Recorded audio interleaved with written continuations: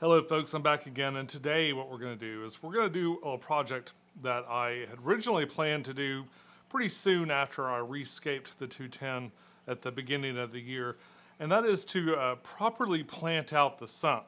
Now, my sump has a little extra reservoir, and it's kind of like extra water, but I put the drain up higher, so it ends up being sort of an extra place to grow out fish and plants and whatever. And a lot of times what I do is I'll throw plants that I get from other people. It's sort of a makeshift quarantine. It's not a true quarantine because it is interconnected to the rest of this tank, but it is a place I can put some fish and kind of keep them safe from all the big monsters in here. It's also a place where I can take plants that I get from other people and throw into. It's got a light over it. It's got a couple of lights in there actually. And I've got plants going all through the sump, which I'll show you in a second. Something else has happened though. Recently, I've discovered that I've got some fish in there. And there are fish that I put in there, and there's shrimp in there. So I've got a bunch of cherry red shrimp that I've been kind of like, well, I threw some of the ones I didn't like as much into there to see what happened, and eventually I got some actually pretty nice cherry shrimp. I've also got a bristlenose pleco and a neurite snail. So I've got those things in there, but recently I discovered that there's something else inside my sump. It was a fish that I did not put there intentionally. I've had a bunch of fish kind of come and go from there, from endlers to some goodeds. In fact, my hope was that it was either some rainbows that somehow the rainbow eggs got in there and they hatched, or something, some scenario like that before they all passed away. Or the other thing I was hoping for is maybe when I pulled the goodeds out, I only found the male, and I thought that the female had passed away. So I kind of hoped that maybe she had been left behind and then had children in there. So before I go any further, go ahead and pause the video, go down there and post in the comments what you think these things are. And what we're going to do is we're going to pull them out today. In fact, we're pulling everything out of that today, and we're going to put it in this little 20-gallon here. I pulled this in from the garage. It's a little hard to see right there, but I pulled this in from the garage. It's just a little blank 20-gallon aquarium, and I'm going to fill this up with some water from inside the big tank, and then I'm going to just start taking things from the sump and putting them in here. I posted that slow motion video on Facebook with hey, can anybody identify this? And what was funny is everybody was like, shoot it from the side, shoot it from the side. Well, that would be really hard to do. I mean, I could probably get a waterproof camera and get it into the sump and stuff, but they're so skittish that if I do anything but like sprinkle a little food in there, they just kind of disappear and I don't see them. So I'm going to have to take that whole dang thing apart just to get to them and see what they are. But I'm also kind of wanting to zero this out, really do this like a planted tank, but like a secret planted tank that's inside of this sump. So stick around for that. But I've got a sponge filter I can throw in here, so I'm going to throw everything in here. We'll take a look at all the stuff that was in the sump. The other thing that I've got to get rid of is a bunch of duckweed. So I've got tons and tons of duckweed that's wandered into there, and so far it's been contained to only the sump. And I was real diligent for a long time, pulling every bit of it I saw out every time I went in there. But there's just always like one left behind or something like that. So I am going to have to completely clean out that sump. I mean, probably disengage it from the rest of the filter, take it outside, hose it down, and dry it out to make sure that the duckweed is out of there. My worst nightmare is that I'll wander up into the main tank or something like that, or I'll get it on my arm and then I'll be fighting it in one of these other aquariums. I don't want that to happen, so I need to get rid of that too. So I've got a couple of objectives for this, and it looks like it's going to be kind of a long day, so let's get started. All right, let's see what we're in for under here.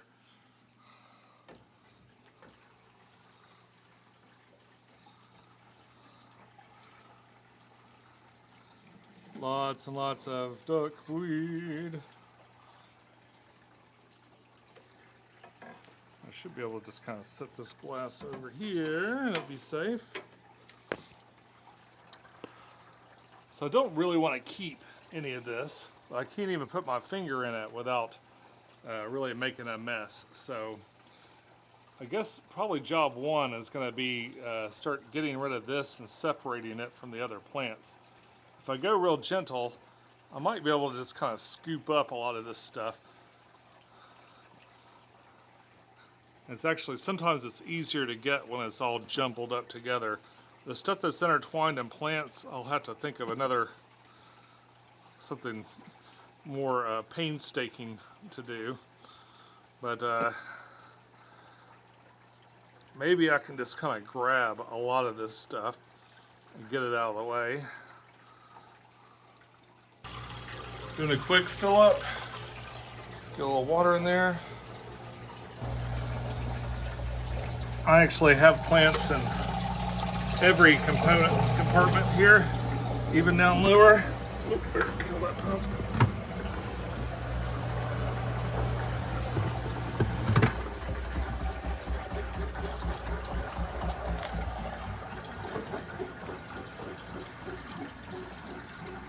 Well, it should be quieter from here on out.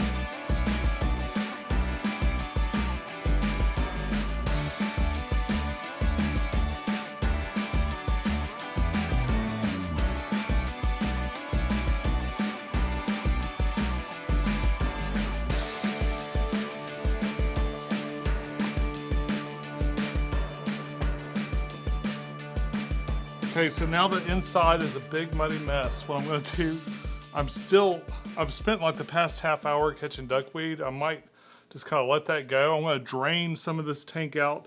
I've already cleaned the plants out and added them into the tank here behind me. I think I'm gonna need to pull this out, which is gonna be kind of interesting. This hasn't been out since I installed this thing a few years ago.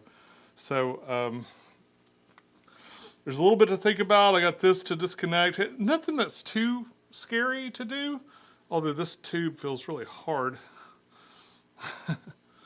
Might not come off as easily as I'd like. So I'm going to go ahead and drain some of this water out and see if I can catch any fish. I can't see anything in here right now, but hopefully I can catch some fish out and we'll see what happens. I think if I get this connected, I could just slide this thing right out of here. And that's going to make cleaning this and catching anything that's in there so much easier. All right, so that came right off. Would this come off? I need to take it all the way off so I can actually get to this. If it'll come all the way off, let me slide it down that way.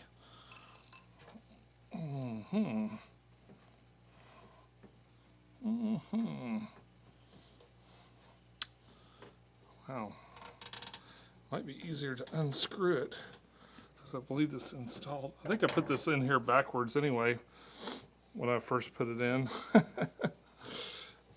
So we'll see. This all unscrews, so it just unscrewed right off there. Okay.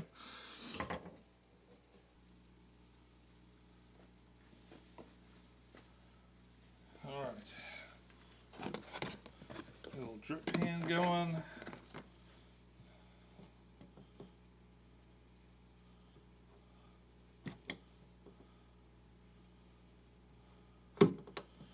I'm sure there was a better way to do this, but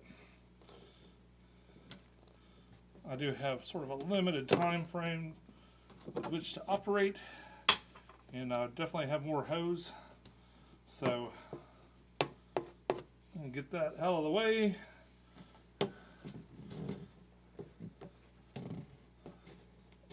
Oh, okay.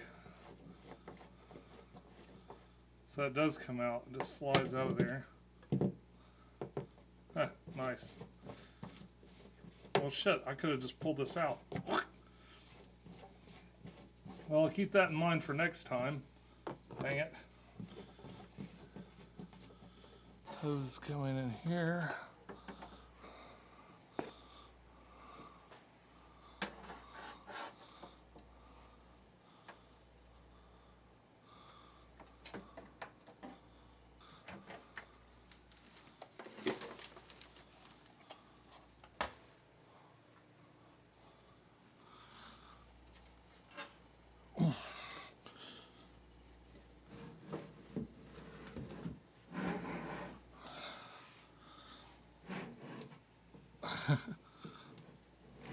So you're aware there's a big hole right there in the front. All right. Here we are. I guess I'm going to have to take the opportunity to clean in behind here too. So we'll be right back.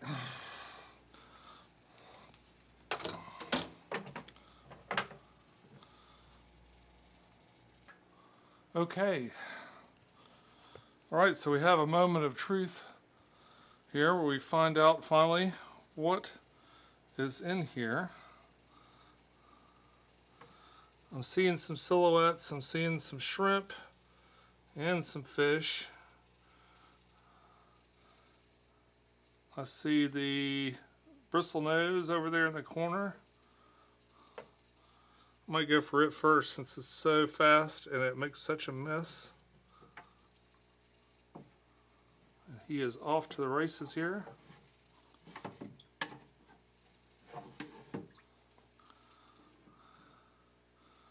I have missed.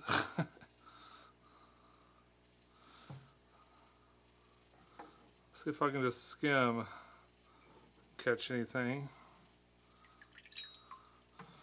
Nothing but duckweed, it seems. Now it's going to be super hard to catch anything. Oh, I say that, but there's a couple of shrimp. There's a bunch of shrimp. Let's go ahead. Oh, and some fish too. Can't really tell what they are. We're going to put them in the tank here. Let's see what we get. All right, not too bad for my first catch. I haven't stopped to identify what they are, but I'm going to take another pass here. See if I just kind of get anything by chance. No. It's like straight across might be the way to do it. Oh my gosh.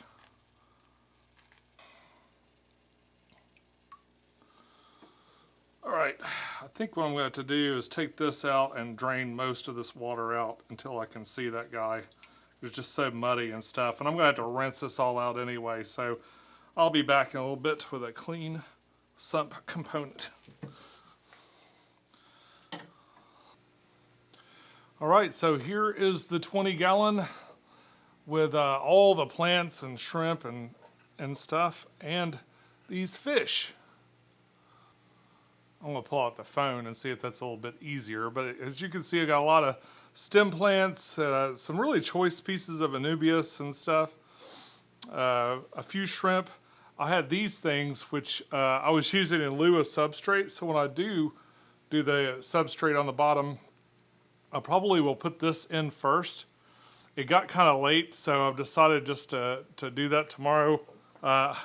Just kind of have a big hole in there right now. I've cleaned out that little piece, and tomorrow what I'll probably do is I'll start by putting this old substrate in the very, very bottom of the tank, and then I'm going to mix up some new, wash off some new substrate, some fluorite, and finish this thing up. Let's have a closer look at those fish.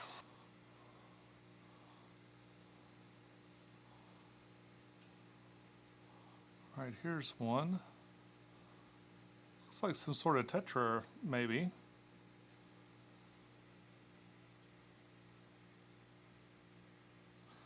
I'm not sure what those are. They sort of look like little scissor tip tetras, maybe, or something like that. There's a few of them. All right, so it's been a few days since I actually took the sump out from underneath the aquarium and cleaned it out. I let it actually. I took it outside. I hosed it down. I got all the dirt and stuff out with a paper towel. I kind of went and kind of cleaned it out. I didn't put a lot of elbow grease into trying to make it pristine or anything, but I did go through and kind of clean it all out, partly just to try to get as much duckweed out of it as possible, and I let it dry out for 3 days. That's all the stuff I know to kill like random pieces of duckweed that are stuck on the inside lip that I missed or something like that. So hopefully that's got it all. I actually see 1 or 2 pieces in here, so I'm going to have to very carefully, again, check for any duckweed as I'm pulling stuff out of here. The fishes that have been living in this little 20-gallon tank here with the sponge filter that was inside of the sump, so basically the same filtration they had before and the same water that they had before. So it was a real easy transition, hopefully, for a lot of these creatures. But I didn't have as many shrimp as I thought I had at first, and when I really got a good look at them, I see that I've got parasites. There's some parasites in the rostrum and stuff. So it is a parasite that's treatable, and I don't know how easy it is to remove, but I've had these problems before, so I'm going to go ahead and initiate a treatment for this. As far as the fish, I'm still not positive how this happened. I have what seems like 1 adult fish and a bunch of smaller, younger juvenile versions of the same fish. Now, I did not put this particular fish into the sump. I assumed that all of this came out of like plants that I've gotten from other people. Maybe eggs were laid on them, and then they ended up. I throw a lot of stuff in there to kind of quarantine, when I don't know what else to do with it. Sometimes just to keep it alive, I'll throw it in there. So I'm not really sure how that scenario happened, that I have one that seems to be so much older than the other ones, without throwing one in there along with some plants or something like that. I'm still not positive exactly what kind of fish that is. I asked the community on Instagram and Facebook and stuff, and a lot of people seem to think it's probably a silver-tipped tetra, although they don't look very colorful or as colorful as some of the silver tips I've seen, but the shape seems to match. And there's something about those little fins and the little tips of those fins that seem to indicate that they look an awful lot like that. But everybody in here seems to be doing okay. I think probably what I'm going to do next is I'm going to take these tetras and I'm going to put them in my 10-gallon upstairs. It's been doing pretty good, and I think it could do with a few more inhabitants. So I'm going to throw them in there and kind of observe them a little bit further and see what happens. So the first step with the sump is I'm going to take it and rinse it out to my little substrate washing bucket. It's the same bucket I use and the same substrate I used when I set up the 210 over here at the beginning of the year. So, in fact, this project that I wanted to do right after that, but I put it off just to make sure that the tank was doing okay. I didn't want to make any big changes to the way the sump worked or anything. But it looks like even the pump that pumps the water in, because originally it had kind of the water circulating in. I think the small pump burned out, so I'm going to have to replace a pump too to get it working just the way it's supposed to. But that also means that little section of the sump, except for what's kind of come over in the overflow from the tube when occasionally it gets kind of full in there, is this little sponge filter back here has been powering that 16-gallon sump or sump component all this time. So that's interesting. So after I rinse all that substrate out, what I'm going to do is I'm going to take these planted containers and I want to put them on the bottom. So I'll have any good biological material that's kind of developed or biology that's developed in these little miniature deep substrates and stuff. I want all that in the very bottom of this, and then over the top we're going to put the layers and layers of fluorite. I'm going to put a nice thick layer there, and then I'm going to start planting stuff. What I'll probably do is just pull any plants that are in this up. I don't see anything that'll really suffer from that except maybe these crypts, and they can last a day or two. So I'm going to pull all these plants up and then add that substrate in.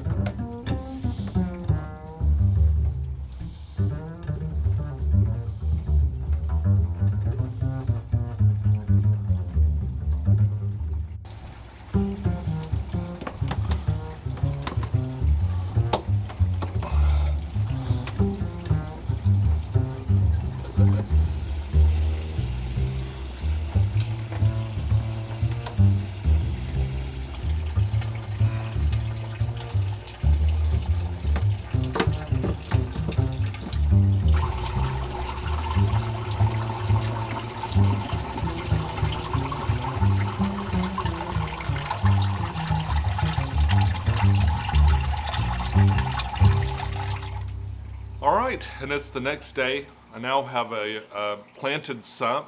I kind of always had plants in the sump. I got plants all over my sump, but now it's properly planted with substrate, just like I would do in an aquarium. It had the additional benefit of adding a lot of material that had been in the tank already, and possibly, I must assume, over the course of several years, it's developed bacteria and stuff. Remember, the stuff that I put, all the stuff that was going on in the sump is pretty much the way it's been. That did not change when I reset the aquarium. I left the sump alone. So this was kind of the biggest change in the sump since I've set it up. And it'll be interesting to see what happens there. I had some issues with my pump. One mistake I kind of made, I've mitigated that by turning the pump all the way down. But the pump that I put in there, I originally had one that I had rejected as a pond pump. So it was a little bit stronger pump than it needed to be. And it was taking the water up a little higher than I was comfortable with above the overflows in that extra space in the seamless sump. Luckily, I have just a lot of these little pumps sitting around from having all those fluval specks and stuff like that. I tend to keep the pumps even if I got rid of the tanks later on. And I've bought a bunch because they're about, well, for a long time, they're $8 or $9 on Amazon, and they're great for little fountain projects or any kind of project you have like that. I guess what it comes down to is what is the point of all this? And it's not really for filtration. It's more like it's just kind of utilizing what's already going on. I've already went to the trouble to do this, to make this display. Having a little hidden one down there is sort of a bonus for me. Plus, I can use it as a farm. I love to grow out these plants to use for these videos and stuff. It saves me a lot of money in the long run. The plants I grow in there, you can't buy in stores or online. I mean, these full-grown Anubis, they are only from people that grow them like myself. And I really love having like really nice, huge specimens to use when I set up an aquarium. The other nice thing is I have such an abundance of them because I save every single little piece, and especially with Anubias, I guess I'm so thrifty that any little tiny bud of Anubias, I just work really hard to keep it alive and save it. So because of that, I've got an abundance of that particular plant, and I love giving it away to people that I meet at the fish clubs and events and stuff like that. So that's all I have for you today. If you like this video and you like people that film projects instead of just doing it alone in their house where no one can see, click like and leave me a comment and let me know what you think of this project. Would you like to do something like this yourself? I'd be curious to know. Also, I've changed my videos a bit, and I've decided to stop using intro music in the title screens and all that. For one, I've misspelled items in those title screens about 1,000,000 times, and I really love the ability to just not have something wrong in the first 10 seconds. So I've eliminated that by getting right to the point, and or as close to the point as I ever tend to get in one of my videos. So if you like that, I'd be curious to know what you think down below. Or if you don't like that and you miss the old way and you wish I would just do what I always do, I'd like to know that too.